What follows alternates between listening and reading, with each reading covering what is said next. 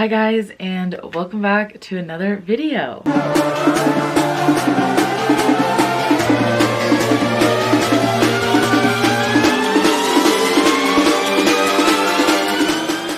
If you guys are new here, my name is Lauren and I am a part-time reseller on the app called Poshmark, and just recently downloaded Depop, but I don't have much experience in there. So basically this video is going to be all about Poshmark and Poshmark only. So I wanted to do this video because I haven't seen a lot of these out on YouTube, and I really think that it's going to help some of you guys who are new sellers to Poshmark, and I just wanted to make this video to inform you guys on some of the mistakes that I made in my first, well, technical year on Poshmark. First sale happened in around 2017, but I didn't really reselling on Poshmark again until around March of 2020. I am going to just tell you some of the mistakes that I made last year and how I'm going to improve this year in 2021. So I do have them on my phone, so if I'm looking down, I just have them on my phone. I actually became prepared for this video, which is very rare for me. So this video is probably going to be a little bit more organized, and that's also one of my goals for the new year. So already starting off kind of strong. So these are in no particular order. As I thought of them, I just kind of wrote them down. So that is something to just keep in mind. So the first thing that I never really knew I had to do was sharing. So what I would do is I would just post it and then kind of just forget about the app. So not until around, I'd say, April or May is when I kind of got out of school and I started really focusing and watching YouTube videos and Instagram and just really seeing what Poshmark really had to offer and what you can get out of selling on Poshmark. So as I did my research and started seeing all the opportunities that I could have from Poshmark, I really started to get into it, and I really enjoyed the reselling part of Poshmark. So on Poshmark, you have to share your items. You have to be super active. If you're not, people aren't going to buy from you because they see that the last time you had updated or even been on your Poshmark page, let's just say it had been 5 months, so you haven't shared your item, and somebody's gonna think, well, if they haven't shared their item or been on the app for 5 months, that means they probably aren't getting the notifications and they probably won't ship out my item, and then it'll just get canceled, so they might as well not even buy from you. So definitely make sure that you are sharing your items. It's the simplest thing ever. Yes, it does take time depending on how many items you have. I've seen people that have thousands and thousands of items. I'm trying to get to 1,000 this year. I am currently at 420 or 430, somewhere around there. So I really want to get to 1,000 by the end of the year. So I have a lot of time, and if I go over that, that's great. But if I don't make it, I'm gonna really try because I think I have enough time. So that's definitely the first thing that I would recommend, is making sure that you are constantly and consistently sharing your items. So that's the first thing that I really didn't really know about, and that was my first mistake as a reseller. The second thing that I didn't really know how to do was look up comps. So my first trip to Goodwill was probably back in May, because I started just taking stuff from my own closet, and then I didn't realize that I could source from other places and buy items for pretty cheap. So I've been thrifting now for probably around 3 years, so I kind of knew how Goodwill worked, but I didn't know that you could make money from buying things and then flipping them. Like, I just didn't know you could do that. Not that I didn't know you could do that, but I didn't know how to properly do it.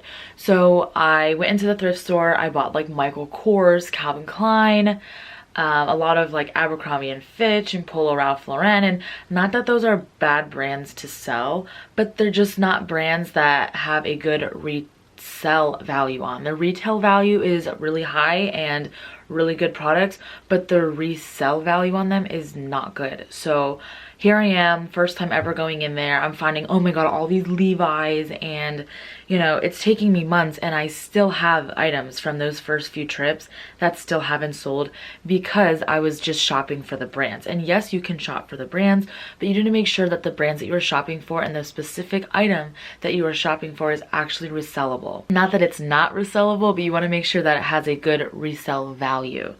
And to do that, there's an app called Sellhound, or you can even use the Poshmark app. Just go to the search box, you type in whatever the item you found at the thrift store, and then you just put search, and then you do availability, and then you press on sold items. And from there, you can try to find the item that you are going to buy at the thrift store and see how much people have sold it for, how many people have it listed, how many sizes there are listed. That way you can determine if you should buy that item. My thing is to at least make an extra 10 bucks. So if I buy something, I want to make sure that I'm going to make my money back plus an extra $10, and anything above that obviously is great. But I don't want to buy something and then I only get like 5 cents from that sale. I make my money back, which is obviously great, but I also want to make sure that the item that I'm buying is actually going to make me some money. That was also the second thing that I was really bad at. I'm still not the best at it, but I've definitely gotten better now that I know I have sources to help me find the correct prices on things. Because before, like I said, I was just buying brands and I was like, oh, this is cute, but obviously others don't think it's cute because it hasn't sold yet or the price is too high. So going on Sellhound and checking comps on Poshmark are definitely very, very important, and you definitely need to do that when you are sourcing at Goodwill or any thrift store. So the third mistake that I made a lot, I'm still doing it to this day, which I'm trying to get better, but I'm just making these tips so you guys are not doing the same thing I do. So I am still just buying things for the heck of it. Well, I've gotten better at it. My last 2 trips of this year have been pretty good because I am now just being very specific on what I pick up. What I would do is I would just, you know, oh my gosh, American Eagle, or oh my gosh, this and that and this and that. So you really need to be specific on what brands you are looking for when you go into the thrift store. Obviously, if it's like Nike or Lululemon, any of the activewear is selling really good right now. I would just want to make sure that I filled up my cart, and then I was like, oh wow, I spent $80, and then I get home and I only flip like 20% of that. So I want to make sure that I'm flipping everything that I buy, and I want to make sure that I'm profiting off of the items that I am buying for. So I need to stop just buying things because I want to have a lot of items to list. I want to buy good items that I know will sell. So I know a lot of people do that in the beginning, and like I said, I still do it, but I'm not doing it as much, and I'm getting better at learning brands. So that goes kind of back to checking the comps when you're buying things. If you like the item a lot, but it's not going to sell for a lot, that's when you make the decision if you're going to pick it up or not. The fourth mistake that I had is not listing consistently and being active on the app. So I would go, you know, share everything, and then I wouldn't share again until like 10 hours later. So that's not the worst thing because at least I shared once that day, but you want to try to share your listings at least 3 times a day, and then at the parties and with the parties that apply to the clothing items in your closet. So if you have a lot of Lily Pulitzer and Vineyard Vines, they have an hour, well, at least once a week, you share your items from your closet that are included in that party. So that is very important, and I wasn't listing consistently. I do like to bulk list, but I have realized that it's better to put up like 5 items a day. That's a lot, and even for me, I don't think I've ever put that much on every single week.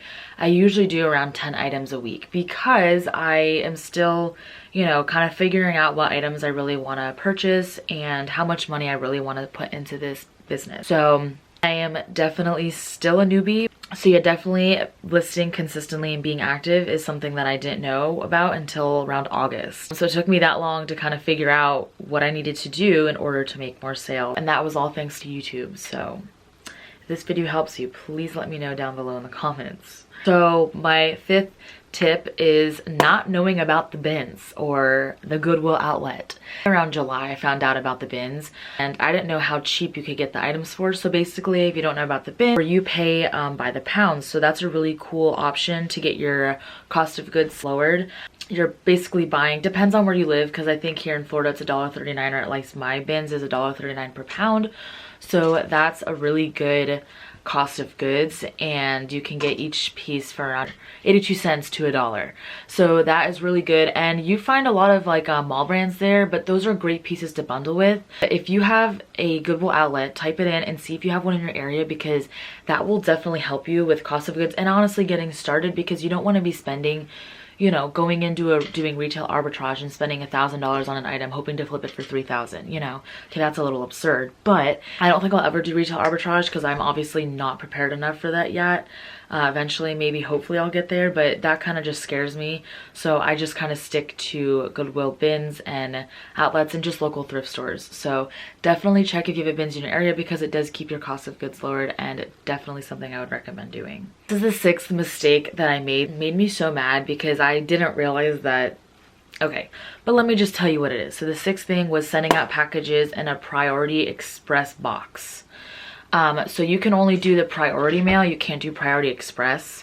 And then I also didn't know that you could get free boxes from USPS. So you can order them online or go into the store. They don't have as many options at the post office, but they do have a good amount. So if not, you can go online and order all your supplies literally for free. So I definitely think that that's something that you should do at the beginning too, because I spent so much money on poly mailers, and I think it's fun and all to have the cute packaging, and I still obviously do it, but I'm going to focus on this year and just making sure that I'm using the free supply so I keep my cost of goods as low as possible. Yeah, so I basically sent out a package in a priority express box. It got delivered to the post office, and then she had to go in and pay a fee. And I didn't know that at the time, and I felt really bad. So then it got shipped back to me, and I didn't know why. And the guy was like, you can't do that. Like, you can't ship it in express box if you only paid for the priority. So it was a mess. So just make sure when you are shipping items out, you ship them in the red and white box, not the all blue box. A lot of you might have already known that, and I literally knew that. I just didn't realize that there was a difference in the coloring of the boxes. So I honestly also think that when I ordered my supplies online, they slipped in priority on accident, and so by that happening, I didn't really realize because I was just grabbing and shipping, and that is what happened. So make sure when you guys are getting the free supplies, you're not using Priority Express unless you want to pay for that express fee. So that's another thing to look out for. Seventh tip that I have is making sure that you take good photos, because I am a 80% and go type of person, and that is something that I honestly really need to work on, especially this year. Really bad to say that, but as long as I have an item up, I'm good to go and I'm happy with it.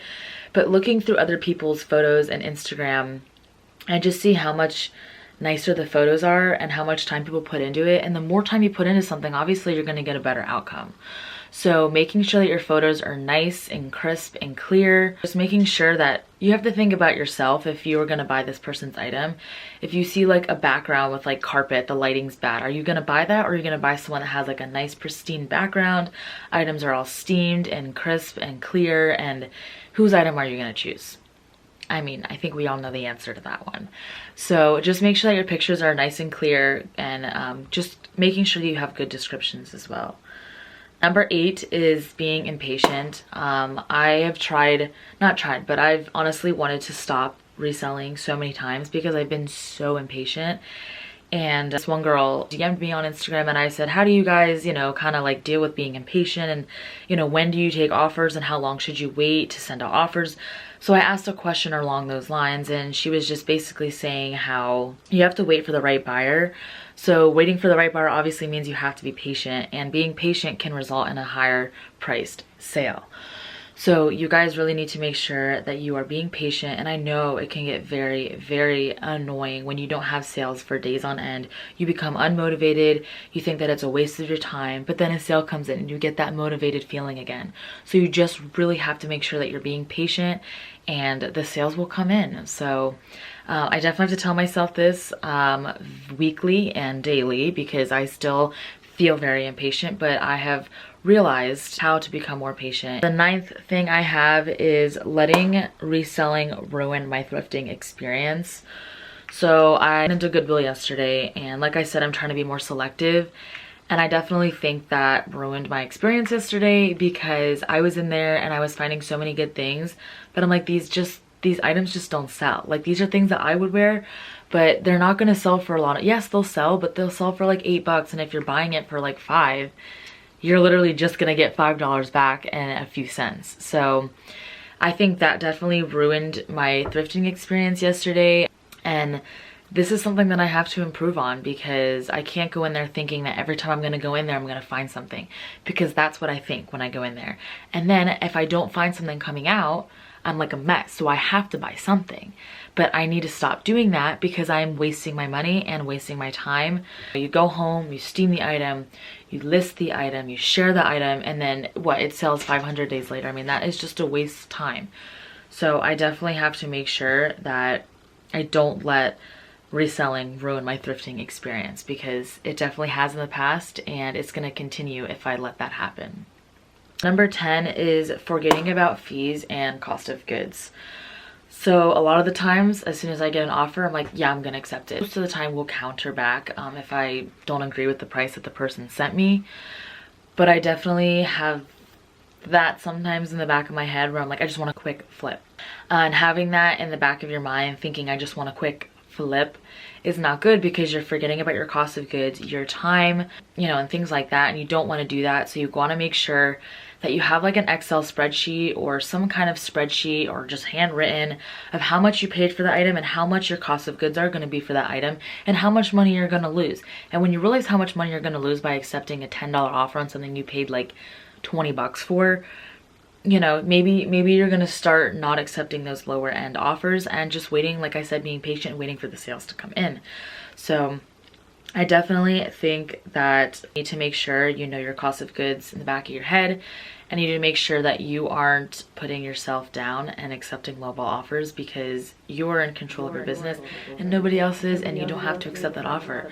I usually say don't ever decline the offer unless it's like super lowball, but I would always counter back, and sometimes people usually do meet in the middle. So definitely take that as a tip too. This is something that I'm still working on. This is number 11. I definitely don't have a very organized inventory system. Everything's organized in a manner where I know where it's all at, but it's not organized in categories. So here are all my long sleeves. I have another rack over there, some in my closet, some folded in a drawer. So the racks are nice because you can see the items, but you obviously can't fit everything you own on these racks. Unless, I mean, I could add more, but I like the clear it looks with only a few items on. Well, it's not a few, but you know what I'm saying. So this year, I'm definitely going to be working on that. I have gotten better. I found more storage places in this room that I had everything in to store, and have tank tops in a drawer, have t-shirts in a drawer, have long sleeves, skirts, bras, home decor, things like that, just so that I'm more organized, because I have spent days trying to find items that they haven't been in here. They've been in my room, or they were downstairs out in the garage, a pair of shoes that I was selling. So having everything in one place and having a good and organized inventory system is going to also make you feel more successful, and it's going to make you happier, because you're going to go in here knowing, okay, I know exactly where I can find that shirt. It's in the third drawer, second towards the bottom. Like, you're just gonna know. And if you have more storage in the house to have bins and have it all organized like that, that's a great way to keep you organized and keep you more successful. Selling prohibited items. So I did this and it's really bad. Okay, it's not bad, but I started designing pocket t-shirts when I was around 15 years old, and I was not making many sales on Etsy, so I put them on Poshmark and I labeled them as Lily Pulitzer. They are the Lily Pulitzer pattern, but obviously you can't, it'd be like me selling a fake Gucci bag. Even though the pattern is not fake print, like it's the real print, but it didn't come from the actual Lily Pulitzer brand. So I technically got 2 like strikes on my account, because I would reword it. I'd be like, Lily Pulitzer inspired pocket t-shirt, and they obviously don't like words like that, and I'm sure people were reporting me, because I don't think Poshmark all of a sudden would have just taken down my item. So it happened twice to me. So make sure that you aren't listing prohibited items. Obviously I wouldn't do like a fake Gucci bag, because I'm not trying to lose my account over a fake Gucci bag, but definitely need to make sure that what you are selling is the real and the honest truth, because they will shut you down, and you don't want that, because then your whole business, you're gonna have to just restart all over again. So I highly recommend to make sure that whatever you are selling is not prohibited. I still have them up on my Poshmark, but I don't have them labeled as Lily Pulitzer, and the attention has gone downhill. So at this point, I think I'm just gonna take them off, and just, that's the end of it. But it really does stink, because I was making pretty good sales with those shirts. So I could do it again, but I don't feel like getting shut down, so probably won't be returning those for a while. But number 13 is having short descriptions and not including measurements. I still don't like to include measurements. It's not that I don't like to, it's just maybe I'm a little lazier to include them. If people ask for them, I'm obviously gonna go get the item and measure it. I have a pair of jeans out on the bed right here that I have literally a measuring tape on. So like I just measured these for someone, and I definitely think you make more sales having measurements in your description because they know that it's gonna fit. I did have a case open last year because I didn't include measurements in the listing and there was no size tag, so I lost the case, and I would have lost the case if I had the measurements in the description. So making sure your description also shares if there's any holes or rips or tears or wash wear or anything like that, so you avoid getting cases, because that is not fun. Number 14 is not cross-posting to other apps. Yesterday actually I started to cross post to the app called Depop. It's basically the same thing. I don't think I'm going to be as successful on there because you have to be active on there, but you also you can't really share on there, so you can't really be active. You just have to keep consistently posting. I haven't made a sale yet on there, but I definitely think that cross posting to other platforms is great because then you can have daily sales from different platforms. That way you're selling a lot more items.